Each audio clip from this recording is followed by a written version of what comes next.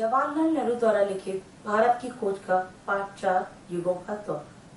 इसका उद्देश्य है भारतीय साम्राज्य, उपनिवेश और संस्कृति को समझाने में समर्थ। गुप्त शासन में राष्ट्रीयता और साम्राज्यवाद। मौर्य साम्राज्य का अवसान हो चुका था और उसकी जगह शुंग वंश ने ले ली थी, जिसका शासन अपेक्षाकृत यानी तुलना में बहुत छोटे क्षेत्र पर था।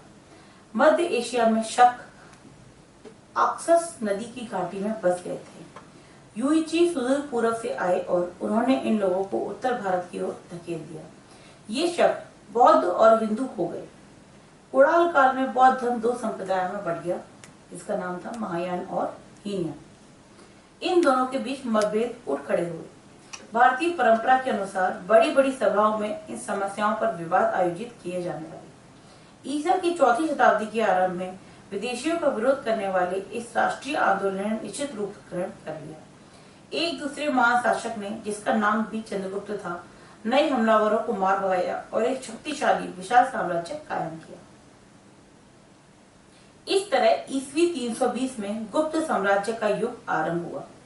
इस साम्राज्य में एक के बाद एक कई महान शासक हुए, जो युद्ध और शांति दोनों कलाओं में सफल हुए। लगातार हमलों ने विदेशियों के प्रति प्रबल विरोधी भावना को जन्म दिया और देश के पुराने ब्राह्मण क्षत्रिय तत्वों को मातृभूमि और संस्कृति दोनों की रक्षा के बारे में सोचने के लिए मजबूर होना ही पड़ा। उत्तर भारत में गूढ़ों का शासन बहुत थोड़े समय रहा, लगभग आधी शताब्दी। उनमें से बहुत से लोग देश में छोटे छोटे सरदारों के रूप में यहीं रह गए। कन्नौज के राजा हर्षवर्धन ने उत्तर से लेकर मध्य भारत तक एक बहुत ही शक्तिशाली राज्य की स्थापना की। वे कट्टर बौद्ध थे।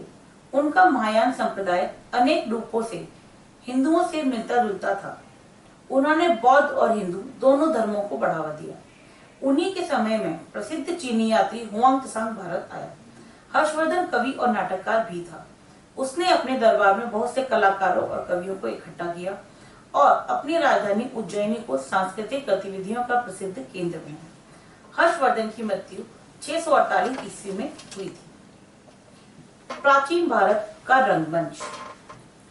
भारतीय रंगमंच अपने मूल में, संबद्ध विचारों में और अपने विकास में पूरी तरह स्वतंत्र था। इसका मूल उद्गम ऋग्वेद की उन ऋचाओं और संवादों में खोजा जा सकता है जिनमें एक हद तक नाटकीयता है। रामायण और महाभारत में नाटकों का उल्लेख मिलता है। कृष्ण लीला से संबंधित गीत, संगीत और नृत्य में इसके आकार ग्रहण करना आरंभ कर दिया था। ईसा पूर्व 6वीं या 7वीं शताब्दी के महान व्याकरण पाणिनि ने नाटक रूपों का उल्लेख किया है। कालिदास ने संस्कृत साहित्य का सबसे बड़ा कवि और नाटककार माना जाता है। प्राचीन नाटकों की भाषा मिली जुली है। संस्कृत और उसके साथ में एक या एकाधिक प्राकृत, यानी संस्कृत के बोलचाल में प्रचलित रूप। उसी नाटक में शिक्षित पात्र संस्कृत बोलते हैं और सामान्य अशिक्षित जन समुदाय, प्राय स्त्रियां, प्राकृत भाषा का प्रयोग करते हैं। यह साहित्यिक भाषा और लोकप्रिय कला के बीच समझौता था। संस्कृत आधुनिक भारतीय भाषाओं की जननी मानी जाती है। उनका अधिकांश शब्दकोश और अभिव्यक्ति का ढंग संस्कृत की देन है। संस्कृत काव्य और दर्शन के बहुत से सार्थक और महत्वपूर्ण शब्द, जिनका विदेशी भाषाओं में अनुवाद नहीं किया जा सकता, आज भी हमारी लोक प्रचलित भाषाओं में जीवित है। विदेशियों पर भारतीय कला का प्रभाव। भारतीय सभ्यता ने विशेष रूप से दक्षिण पूर्वी एशिया के देशों में अपनी जड़ें जमाई। इस बात का प्रमाण आज वहाँ सब जगह मिलता है। चंपा, अंगकोर, श्री विजय, भज्जाखित और दूसरे स्थानों पर संस्कृत के बड़े बड़े अध्ययन केंद्र थे। 7वीं 8वीं शताब्दियों में ठोस चट्टान को काटकर एलोरा की प्रसिद्ध गुफाएं तैयार हुई, जिनके बीच में कैलाश का विशाल मंदिर है।